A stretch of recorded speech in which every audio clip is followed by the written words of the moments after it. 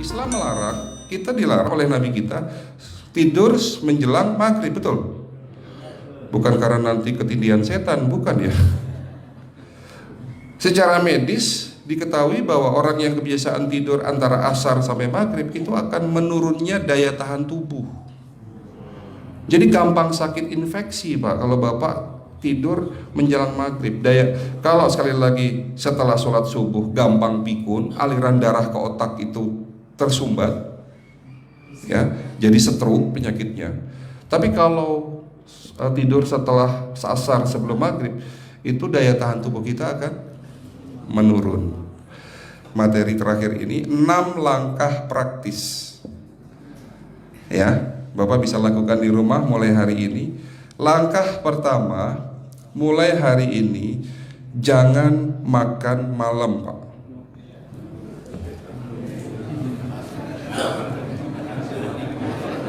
Ya, ala bisa karena biasa. Memang awalnya sulit, yang sudah kebiasaan makan malam itu sulit. Alasannya nanti nggak bisa tidur, Dok, betul ya? Nanti perutnya kembung, mual dan sebagainya. Itu karena kebiasaan. Dulu pun saya begitu. Tapi kalau sekali-sekali boleh, Pak. Misalnya diundang hajatan gitu, tetangga ada yang kawinan, hajatan, ya udah apa-apa, menghargai itu makan malam. Tapi sekali-sekali itu. Tapi kalau tiap hari ini yang nggak boleh, betul ya, Pak? Jangan makan berlebihan dan jangan makan malam. Makan sate boleh nggak, Pak? Boleh, siapa bilang nggak boleh? Sate itu, Bapak tahu daging kambing.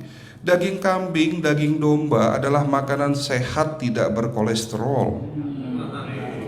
Yang kolesterol itu lemaknya, Pak. Tapi kalau Bapak makan daging murni, dagingnya tok, ya sehat, Pak. Yang nggak boleh itu santannya. Jadi makan gulai itu jangan, kalau gulai sate aja udah, ya, ataupun dibuat apalah, dibuat empal, ya.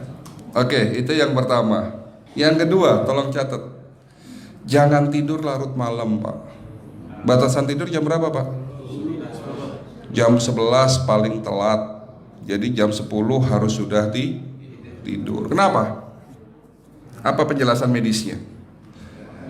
Orang yang tidur di atas jam 11 akan terganggu fungsi livernya, Pak. Di mana liver kita ini fungsinya banyak. Ya, ada 500 fungsi liver loh, Pak. Fungsi jantung ada berapa, Pak? Fungsi jantung 1. Fungsi jantung tugasnya untuk mompa darah. Fungsi ginjal ada berapa? 2. Absorpsi dan filtrasi. Fungsi liver 500 fungsi. Jadi organ yang paling berat dalam tubuh kita kerjanya adalah liver. Liver akan rusak manakala kalau kita tidur di atas jam 11 malam. Berarti 500 fungsi liver bisa rusak, Pak. Ini salah satu penyebab diabetes. Bukan hanya kerusakan pankreas, tapi rusaknya liver bisa jadi penyakit diabetes, Pak.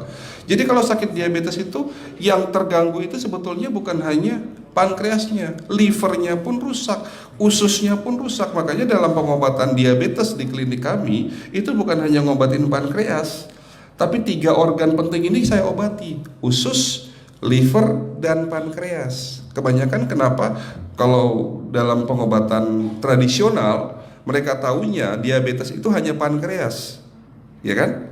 Tapi di sini dalam pengobatan holistik, orang yang kena liver itu 3 organ ini pasti rusak: usus, liver, dan pankreas. Salah satu penyebab dari kerusakan liver akibat kebiasaan tidur larut malam. Jadi salah satu penyebab diabetes pun bisa karena tidur larut malam. Ya, batasan tidur jam berapa? Sekali lagi, jam 11 harus sudah tidur pulas. Jadi jam 10, setengah 11 paling lambat kita harus tidur pulas. Nanti setelah jam 1 boleh bangun. Yang penting jam 11 sampai jam 1 ini harus tidur pulas. Jadi kalau Bapak mau sholat tahajud jam 2, setengah 3 ya monggo, ya. Oke, itu yang kedua. Yang ketiga, air putih, Pak, dijaga 2 liter sehari. Bagaimana cara minumnya yang baik? Rasulullah sudah ngajarin kita ada 6 sunnah. Harus duduk, pakai tangan kanan, seteguk demi seteguk, membaca basmalah di saat minum, diakhiri dengan alhamdulillah, kan begitu.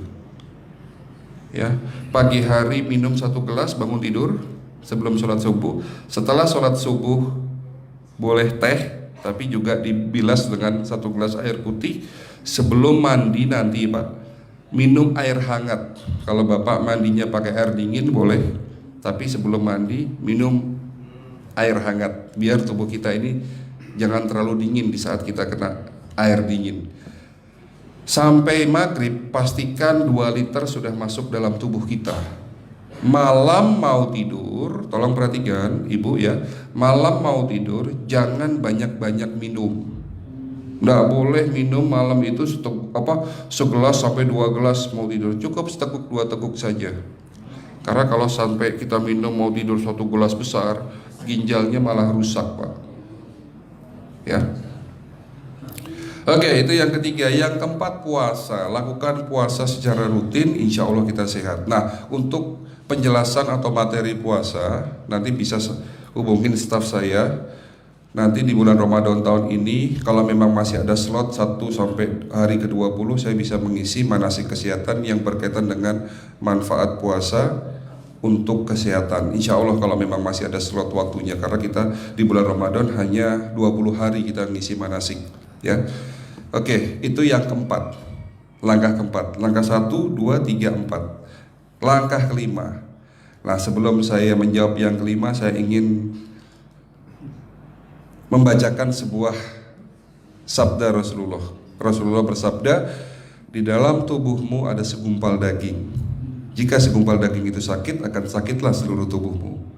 Dan jika segumpal daging itu rusak, akan rusaklah seluruh tubuhmu. Apa itu segumpal daging? Segumpal daging itu adalah hati. Tapi ternyata yang dimaksud Rasulullah itu bukan liver Pak. Yang dimaksud Rasulullah adalah hati kita, roh kita, jiwa kita, perasaan kita. Kalau hati kita rusak, kita banyak penyakit hati, iri, dengki, sombong, takabur dan sebagainya. Penyakit fisik akan muncul dalam tubuh kita. Ya, tidak ada orang stres itu sehat, betul enggak Pak? Tidak ada orang yang suka marah-marah itu sehat, betul enggak? Bahkan Rasulullah menganjur senyum adalah ibadah. Senangkan orang lain, permudah urusan orang lain, insya Allah kita sehat. Ya, jadi itu langkah ke-5. Langkah 1 sampai langkah ke-5 sifatnya individual. Bapak bisa lakukan sendiri di rumah. Tapi langkah ke-6 ini butuh bantuan pihak dokter atau rumah sakit. Kira-kira langkah ke-6 apa Pak? Lakukan pemeriksaan sebelum sakit. Jadi periksa itu jangan nunggu sakit baru periksa. Jangan seperti kayak Bu Ustazah tadi, diajak periksa, jawabannya takut ketahuan penyakitnya. Setelah stroke baru datang ke klinik untuk minta diperiksa. Kalau sudah stroke susah nggak nyembuhinnya Pak? Kata kayak beliau nih, sudah 2 tahun tidak sembuh-sembuh karena sudah terlanjur stroke. Tapi kalau beliau melakukan general check up, mohon maaf ya Pak, kalau beliau melakukan general check up rutin, insya Allah tidak akan kena stroke, karena sebelum stroke sudah diobati dulu. Karena stroke ini bisa kita lihat dalam scanning dengan alat yang saya punya, insya Allah kelihatan ini. Oh ini sudah mulai ada tanda-tanda mau penyumbatan, buru-buru diobati. Memang takut Pak, tapi pesan saya jangan takut. Ya, lakukan pemeriksaan supaya kita tahu, supaya kita kenal. Gitu ya Pak. Jadi kira-kira di jemaah ini ada enggak yang mau saya ajak periksa kita semua? Pesan terakhir dari saya, lakukan pemeriksaan sebelum terlambat. Ini pesan saya dan pesan seluruh dokter di dunia sebetulnya. Lakukan pemeriksaan sebelum terlambat. Ya, karena dengan kita melakukan pemeriksaan kita akan kenal tubuh kita. Kalau sudah kenal kita akan sayang sama tubuh kita. Betul Pak? Ada pepatah mengatakan tidak kenal tidak sayang. Cukup sekian dari saya. Mohon maaf kalau penyampaian kami kurang baik. Akhirul kalam, wabillahi taufiq wal hidayah. Wassalamualaikum warahmatullahi wabarakatuh. Jangan lupa follow IG Keluarga Villa ya teman-teman, dan support channel ini dengan subscribe, like, dan komen agar semakin berkembang. Semoga video ini bermanfaat buat teman-teman semua, dan sampai jumpa.